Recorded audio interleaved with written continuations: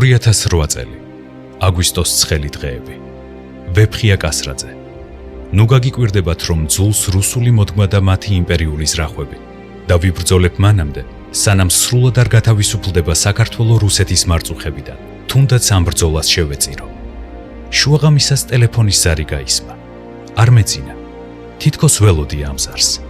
უბრალოდ თვალები მიმეხუჭა რაღაც ძალიან ცუდის მოლოდინში. ტელეფონს დავხედე. ერგნეთიდან მირეკავდნენ. ჩემთვის გასაგები იყო ეს ზარი. ტელეფონს ვუპასუხე. ვეფხო, ომი დაიწყო. მოვდივარ. საათნახევარში მანდვიქნები მეთქი ვუთხარი და მზადებას შევუდეგი. კარადა გამოვაღე. სამხედრო ფორმები გადმოვალაგე და ზურგჩანთაში ჩავყარე. ჩემი უფროსი ვაჟის ოთახში შევედი. ერთი კვირის წინ 17 წელი შეუსრულდა. თორნიკე ჩემს დაბადების დღეს დაიბადა.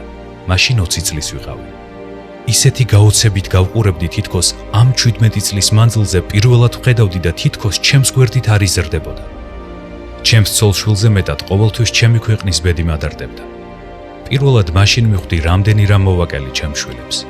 როგორ მინდოდა მაშინ ბოდიში მომეხადა და პატიება მეთხოვა, რომ სხვაგვარად არ შემეძლო. რომ ჩვენი დაკარგული ტერიტორიების და ბრძოლაში დაცემული ძმების დაგროვილი ბოხმა საშუალებას არ მაძლევდა ოჯახზე მეტად მეფიქრა. მინდოდა მეთქვა, რომ ჩემამდე მათ დააყენეს ოჯახებზე წინ საკუთარი სამშობლო. მათ სიცოცხლე გაწირეს საქართველოსთვის. მათ ყველაფერი მეუძღვნეს ამ ქვეყანას და მე სხვა უფლება არ მქონდა. მათი შეწყვეტილი ბრძოლა არ გამეგრძელებინა. მაგრამ ვფიქრობდი, პატარები იყვნენ და ვერ გამიგებდნენ. ამ ფიქრებში გავედი მეორე ოთახში. ჩემს კუდრაჭა გოგოს შუბლზე ფრთხილად ვაკოცე და ისევ ჩემი ბიჭის ოთახში დავბრუნდი. თორნიკე კარებში შემეფედა. სამხედრო ფორმაში რომ დამინახა შეკრთა. მამა, რა ხდება? სად მიდიხარ? ომი დაიწყო. უნდა წავიდე, მამი. არაფერი უთქვამს. სახე აელეწა. თუ ვერ დავბრუნდი, ოჯახს მიხედე. თუ მომკლეს, ომში არ ჩაერთო იცოდე. ერთი მსხვერპლი საკმარისია. ეს ჩემი ომია და არა შენი. დედაზე იფიქრე. შენს დას და დედა შენს შენი გამხნევება დასჭირდებათ. ორივეს დაკარგვას ვერ გადაიტანე. გულში ჩავიხუტე და სახლიდან გავედი. თენდებოდა, როცა სოფელში შევედი. დედა ჩემი სახლში არ დამხვდა. წინა დღეს დაურეკე ჩემს დას, რომ თავისთან წაეყვანა. მიზეზი არ მithქვავს. არ მინდოდა შემეშინებინა. გრძნობდი, რომ რაღაც უბედურება გვიახლოვდებოდა, რადგან 2 დღით ადრე სოფელში ვიყავი ჩასული. ძალიან დიდი სროლების ხმა მოდიოდა ავნების მხრიდან.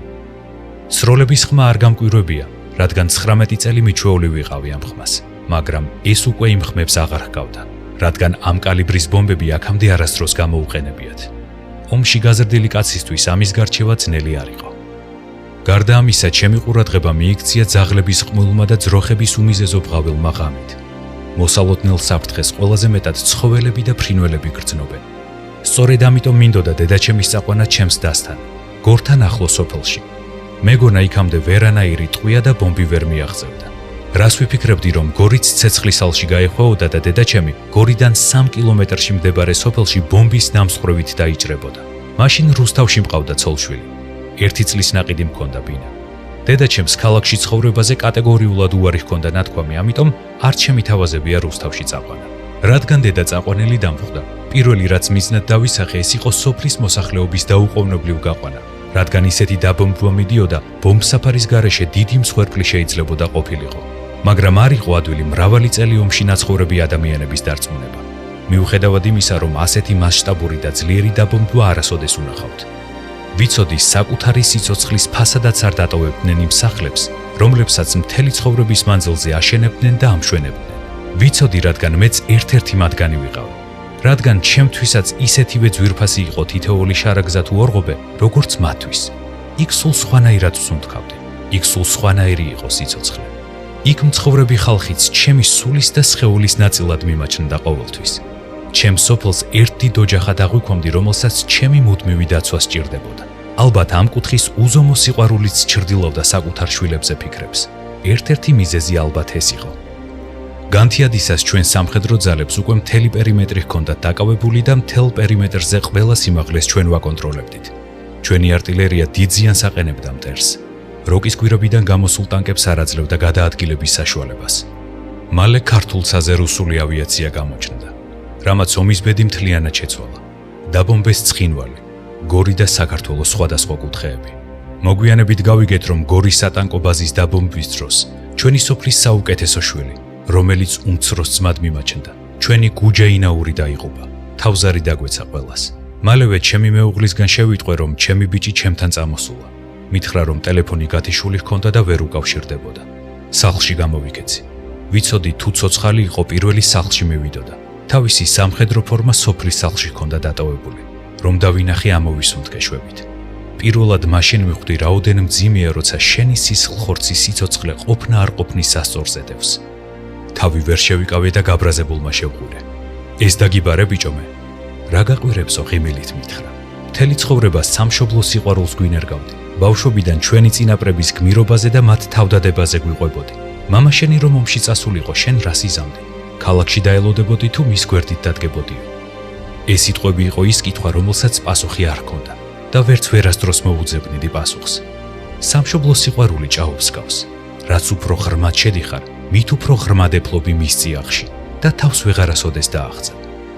თუ ღრმად შეტოპავ, აუცილებლად შთანთქავს შენს სხეულს, მაგრამ ერთი საოცარი რამ ახასიათებს. შენ სულს მუდამ მარადისობაში ტოვებს.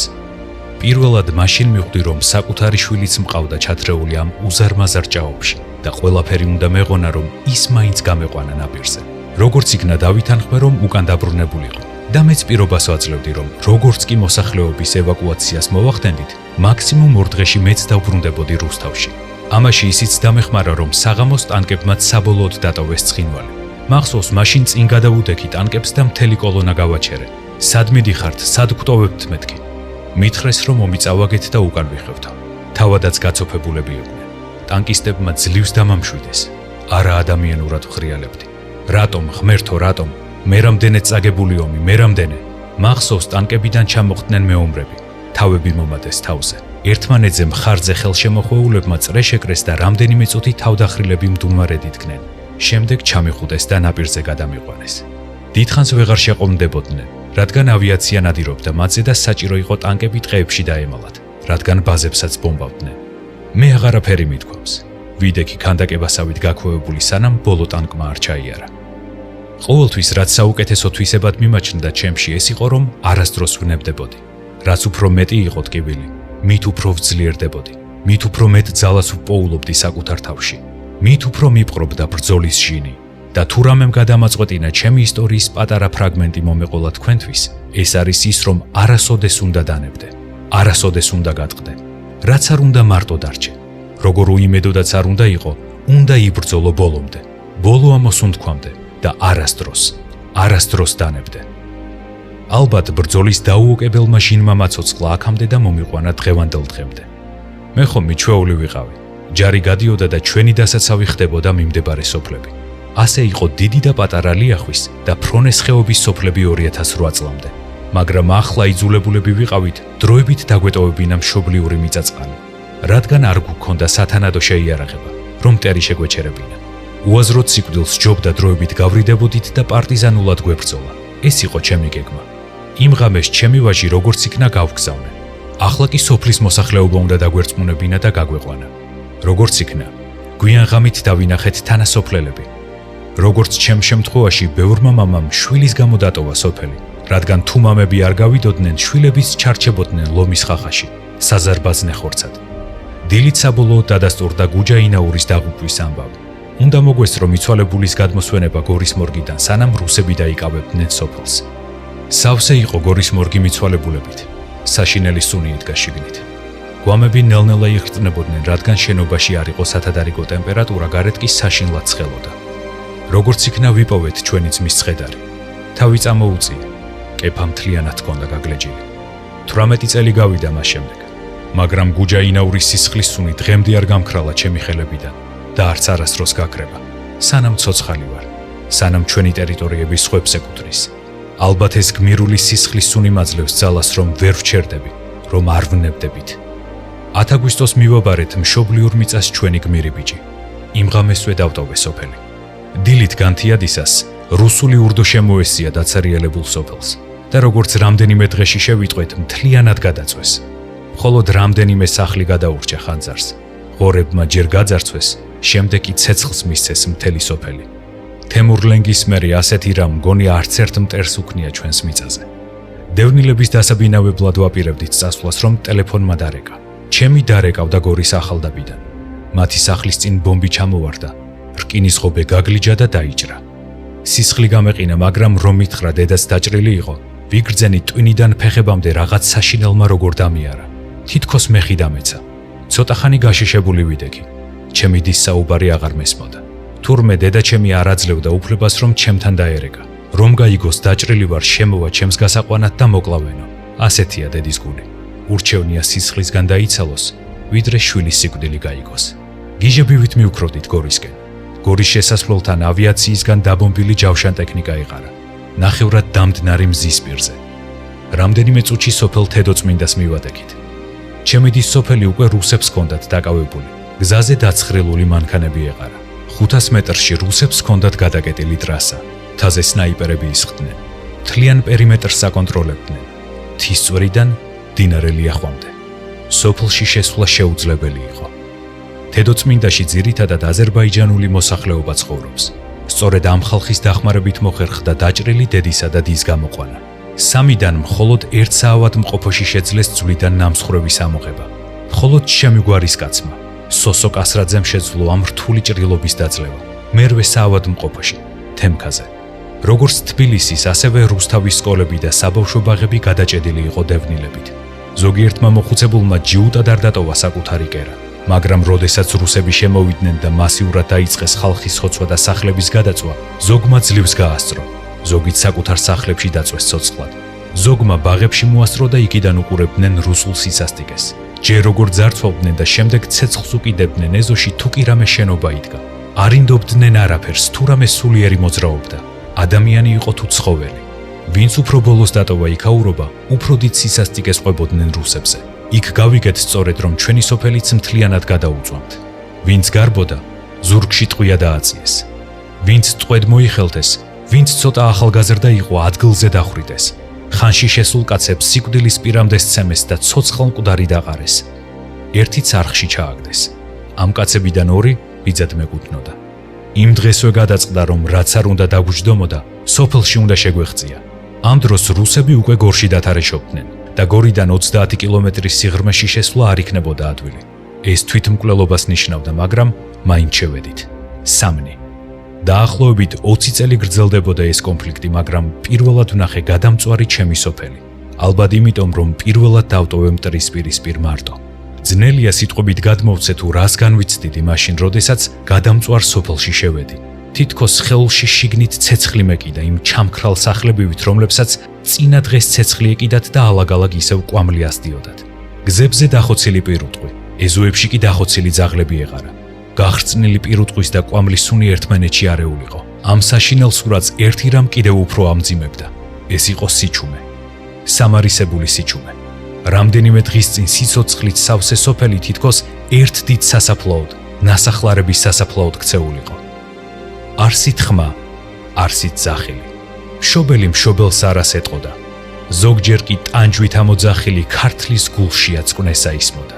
ეს იყო ჩვენი მოძმე რუსიერის კიდევ ერთი გულთბილი სტუმრობა ჩვენ სამშობლოში, რომლებსაც ვერ დაუჩოქეთ და ბოდიში ვერ მოვუხადეთ საჯაროდ, რადგან ამის ძალა არ გვეყო.